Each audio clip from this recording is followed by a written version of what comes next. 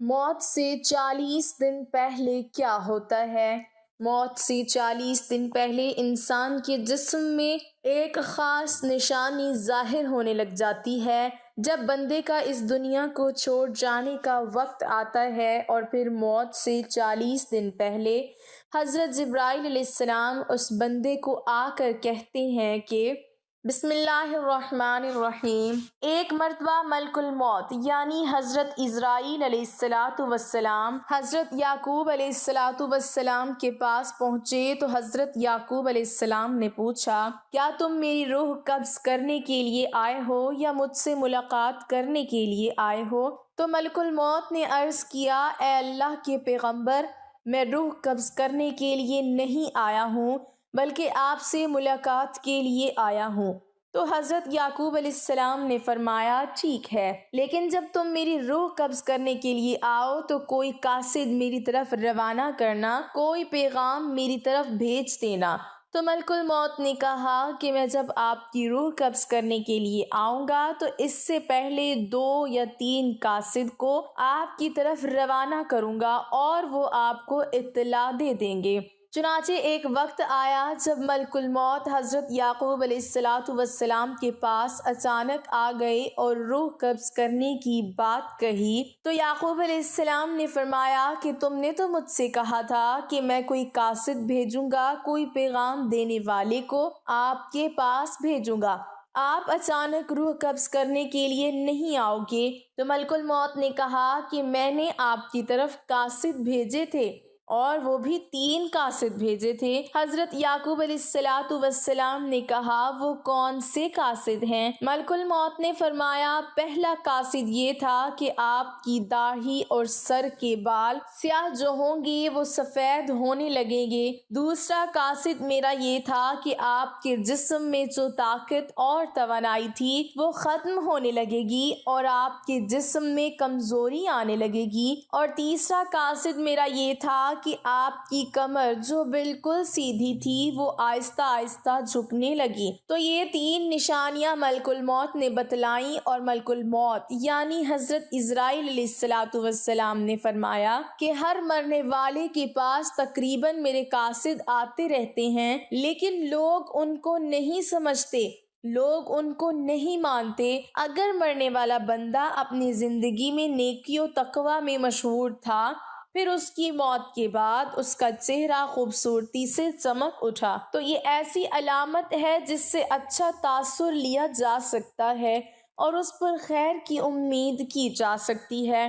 مثال کے طور پر مرنے کے بعد لوگ اس کی تعریف کریں اور اس کے لیے دعائیں کریں تو یہ اس کے نیک ہونے کی نشانی ہے۔ اسی طرح زندگی میں اچھے لوگوں کی صحبت بھی انسان کے نیک ہونے کی نشانی ہے۔ حسن خاتمہ کے بہت سے اسباب ہیں جن میں اللہ کی اطاعت پر استقامت، اللہ تعالیٰ کے بارے میں حسن و ظن، سچائی، پرہیزگاری، توبہ، موت کثرت سے یاد کرنا اور دنیاوی چاہتیں مختصر کرنا، آخرت کی فکر اور نیکوکار لوگوں کی صحبت قابل ذکر ہیں۔ ناظرین، روح جب جسم کو چھوڑنے کے لیے بالکل تیار ہو یعنی موت سے تقریباً 24 گھنٹے پہلے، تو ہاتھوں، پاؤں، گھٹنوں کی جلد پر محسوسات ختم ہو جاتے ہیں اور ان کا رنگ بدلنا شروع ہو جاتا ہے اور یہ نیلا یا ارغوانی رنگ اختیار کرنا شروع کر دیتا ہے۔ یہ نشانی واضح نشانی ہے جس میں سانس اکھڑنا شروع ہوتا ہے اور بے ترتیب ہوتا چلا جاتا ہے اور دھیرے دھیرے بجھ جاتا ہے۔ حضرت عائشہ صدیقہ رضی اللہ تعالی عنہا سے روایت ہے کہ رسول کریم صلی اللہ علیہ وسلم نے ارشاد فرمایا کہ جب اللہ تعالیٰ کسی بندے کو نیک بخت بنانا چاہتا ہے تو مرنے سے 1 سال پہلے ایک فرشتہ اس کے پاس بھیجتا ہے اور وہ اس کو درست کرتا ہے اور نیک عمل کی طرف خواہش دلاتا ہے، یہاں تک کہ وہ نیک حالت میں مرتا ہے اور سب لوگ کہتے ہیں کہ یہ شخص نیک حالت میں مرا ہے۔ اور جب ملک الموت حاضر ہوتا ہے اس وقت اللہ تعالیٰ اس کی آخرت میں رہنے کی جگہ یعنی وہاں کے سامان اور راحتوں کو جو اللہ پاک نے اس کے لیے مہیا کر رکھے ہیں، تیار کر رکھے ہیں، اس کو دکھا دیتا ہے تو اس کی روح خوش ہو کر نکلنے کا قصد کرتی ہے۔ اس وقت یہ شخص اللہ تعالیٰ کی ملاقات کے لیے کرتا ہے اور اللہ اس کی ملاقات کو پسند بھی کرتا ہے۔ پھر ملک الموت روح قبض کرتا ہے، اور جب اللہ کسی بندے کے ساتھ برا کرتا ہے تو مرنے سے 1 سال پہلے اس کے پاس ایک شیطان بھیجتا ہے، وہ اس کو گمراہ کرتا ہے اور بہکاتا رہتا ہے یہاں تک کہ بری حالت میں مرتا ہے، اور سب لوگ کہتے ہیں کہ بری حالت میں مرا۔ اور جب ملک الموت حاضر ہوتا ہے تو اس وقت اللہ تعالیٰ اس کی آخرت میں رہنے کی جگہ اس کو دکھاتا ہے، تو اس کی روح خوف سے بدن کے اندر گھس جاتی ہے۔ اس وقت اللہ کی ملاقات یعنی سامنے آنے کو یہ پسند کرتا ہے، اور اللہ اس کی ملاقات کو بھی پسند کرتا ہے۔ اس وقت اللہ کی ملاقات یعنی سامنے آنے کو یہ ناپسند کرتا ہے، اور اللہ اس کی ملاقات کو بھی ناپسند کرتا ہے۔ پھر ملک الموت اس کی روح سختی سے کھینچ کر قبض کرتا ہے۔ کتاب الفضا کے مصنف اس حدیث کی تشریح میں کہتے ہیں کہ ملک الموت کے بلانے پر جان اس طرح نکلتی ہے جیسے سپیرا سانپ کو اس کے سراغ سے بلائے، اور مومن اور کافر دونوں کے جسموں سے روح نکلنے کی حالت یکساں ہوتی ہے۔ فرق صرف یہ ہے کہ مومن کی جان تو خود نکل جانا چاہتی ہے، اور کافر کی جان ہو تک آ کر جسم کے اندر واپس جانا چاہتی ہے۔ حضرت جابر رضی اللہ تعالیٰ عنہ سے روایت ہے کہ میں نے رسول اللہ صلی اللہ علیہ وسلم کو وفات سے 3 دن قبل یہ کہتے سنا کہ تم میں سے جو کوئی مرے تو اس حالت میں مرے کہ وہ اللہ تعالیٰ کی نسبت اچھا گمان رکھتا ہو، اللہ تعالیٰ کے ساتھ اعمال صالحہ سے پیدا ہوتا ہے۔ بس حاصل ارشاد کا یہ ہوا کہ مال صالحہ کی پابندی اس قدر کرو مرتے وقت حق تعالیٰ کے ساتھ حسن و ظن پیدا ہو جائے۔ حضرت انس رضی اللہ تعالیٰ عنہ نے فرمایا کہ رسول کریم صلی اللہ علیہ وسلم نے ارشاد فرمایا کہ دیکھو تم میں سے جو کوئی مرے تو اس حالت میں مرے کہ وہ اللہ پاک کی نسبت اچھا گمان رکھے، کیونکہ اللہ سے اچھا گمان رکھنا جنت کی قیمت ہے، یعنی جس کو حق تعالیٰ سے حسن و ظن پیدا ہو گیا وہ جنت میں چلا گیا۔ روایت ہے حضرت عمر رضی اللہ تعالیٰ عنہ سے فرمایا کہ رسول کریم صلی اللہ علیہ وسلم نے کہ جب اللہ تعالیٰ کسی بندے کو درست رکھتا ہے اس کو کرتا ہے شہد جیسی خوشگوار چیز دیتے ہیں، یعنی اعمال صالحہ اور اخلاق حسنہ کی توفیق عطا فرما دیتے ہیں۔ صحابہ نے کہا کس طرح شیرین کرتا ہے؟ آپ نے فرمایا مرنے سے پہلے نیک کام کرتا ہے یہاں تک کہ اس کے پڑوسی اس سے خوش ہو جاتے ہیں۔ حضرت سلمان فارسی رضی اللہ تعالیٰ عنہ سے روایت ہے کہ میں نے رسول کریم صلی اللہ علیہ وسلم کو فرماتے سنا کہ میت کو موت کے وقت پیشانی سے اگر پسینہ آئے، آنکھ سے آنسو اور ناک کے سوراخ کشادہ ہوں تو یہ اللہ کی رحمت ہے جو اس پر نازل ہوتی ہے۔ گلے میں آواز پلٹ کر کھائی جیسا کہ جوان اونٹ کا گلا گھونٹنے سے آواز آتی ہے اور اس کا رنگ بدرنگ ہو جائے اور منہ سے جھاگ نکلے تو یہ اللہ کا عذاب ہے۔ ناظرین گرامی، اللہ تعالیٰ نے عرش کے نیچے درخت پیدا کیا ہے، اس کے پتے تمام خلائق کی گنتی کے برابر ہیں۔ اس کا نام ہے شجاعت المنتہا۔ جب بندے کی عمر ختم ہو جاتی ہے تو 40 دن باقی رہ جاتی ہے تو حضرت اسرائیل علیہ السلام کے سامنے اس کا ایک پتا گر جاتا ہے، اس پر اس بندے کا نام لکھا ہوتا ہے۔ اس وقت کے تمام فرشتے اس کو مردہ کہتے ہیں، یعنی مردوں میں شامل کر لیتے ہیں، اور وہ دنیا میں 40 دن تک زندہ ہے۔ جب 40 دن پورے ہو جاتے ہیں تو ملک الموت اس کے پاس آتا ہے اور اس کے سامنے بیٹھتا ہے۔ اس وقت بندہ اپنی موت کی تکلیف میں ہوتا ہے۔ جب ملک الموت کا دیکھتا ہے تو گھبرا کر پوچھتا ہے کہ تم کون شخص ہو اور تمہارا کیا ارادہ ہے؟ وہ کہتا ہے کہ میں ملک الموت ہوں، مجھے تمہاری روح قبض کرنے کا حکم ہوا ہے۔ یہ سن کر وہ منہ پھیر لیتا ہے اور آنکھیں پتھرا جاتی ہیں۔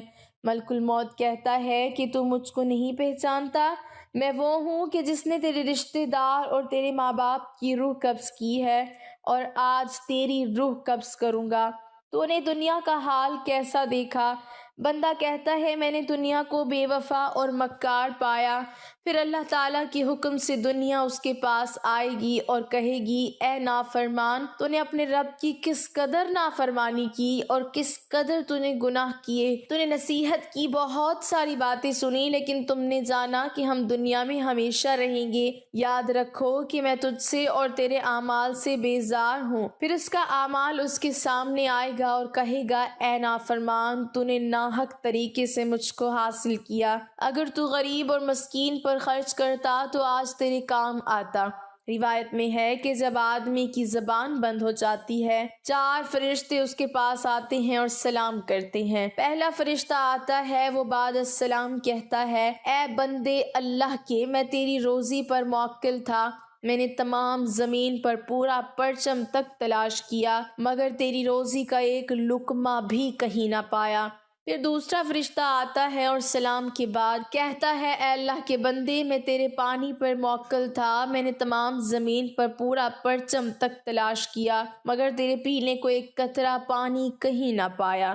یہ تیسرا فرشتہ آتا ہے اور سلام کے بعد کہتا ہے اے بندے اللہ کے، میں تیری سانس پر موکل تھا، میں نے تمام زمین پر پورا پرچم تک تلاش کیا، میں نے کہا تیرے واسطے ایک سانس بھی کہیں نہ میں پایا۔ پھر چوتھا فرشتہ آتا ہے اور سلام کے بعد کہتا ہے اے بندے اللہ کے، میں تیری عمر پر موکل تھا، میں نے تمام زمین پر پورا پرچم تک تلاش کیا مگر تیری عمر کا ایک حصہ بھی نہیں پایا۔ اس کے بعد نام اعمال لکھنے والے 2 فرشتے اس کے پاس آتے ہیں اور سلام کے بعد کہتے ہیں اے اللہ کے بندے، ہم تیرے اعمال لکھنے پر موکل تھے۔ وہ نام اعمال اس کو دکھائیں گے اور کہیں گے دیکھ یہ تیرا نام اعمال ہے۔ اس وقت میت کی آنکھ سے آنسو جاری ہوتے ہیں اور دائیں بائیں دیکھتا ہے اور نام اعمال پڑھنے سے ڈرتا ہے۔ اس کے بعد ملک الموت اس کی روح قبض کرتے ہیں۔ روایت میں ہے کہ ربیع بن انس رحمۃ اللہ علیہ سے کسی نے پوچھا کہ ملک الموت تنہا ہی سب کی روح قبض کرتے ہیں یا ان کے ساتھ اور فرشتے بھی کام میں شریک ہوتے ہیں؟ تو فرمایا کہ روح قبض کرنے کا کام انہی کے حوالے ہے، لیکن اس کام پر ان کے ساتھ بہت سے فرشتے مدد کے واسطے دیے گئے ہیں اور ملک الموت ان کے سردار ہیں، ان کا ہر قدم دنیا کے پرچم کے برابر ہیں۔ پھر ربیع بن انس سے پوچھا مومنین کی روح کہاں رہتی ہے؟ فرمایا 7ویں آسمان کے اوپر سدرۃ المنتہا کے پاس۔ حضرت ابو ہریرہ رضی اللہ تعالیٰ عنہ راوی ہیں کہ سرکار دو عالم صلی اللہ علیہ وسلم نے ارشاد فرمایا جب انسان مر جاتا ہے تو اس کے اعمال کے ثواب کا سلسلہ اس سے منقطع ہو جاتا ہے مگر 3 چیزوں کے ثواب کا سلسلہ باقی رہتا ہے۔ نمبر 1 صدقہ جاریہ، نمبر 2 راستے میں پڑی اینٹ جس سے راہگیر نفع حاصل کرے، اور نمبر 3 صالح اولاد جو مرنے کے بعد اس کے لیے دعا کرے۔ ایسے اعمال جن کا تعلق دنیاوی زندگی سے ہوتا ہے ان کے اثرات مرنے کے بعد دنیا میں ہی ختم ہو جاتے ہیں۔ اللہ پاک ہمیں نیک اعمال کرنے کی توفیق عطا فرمائے اور ہمارا خاتمہ ایمان پر فرمائے، آمین۔ ناظرین، کمنٹ باکس میں اللہ تعالیٰ کے 99 ناموں میں سے ایک نام ضرور ٹائپ کریں۔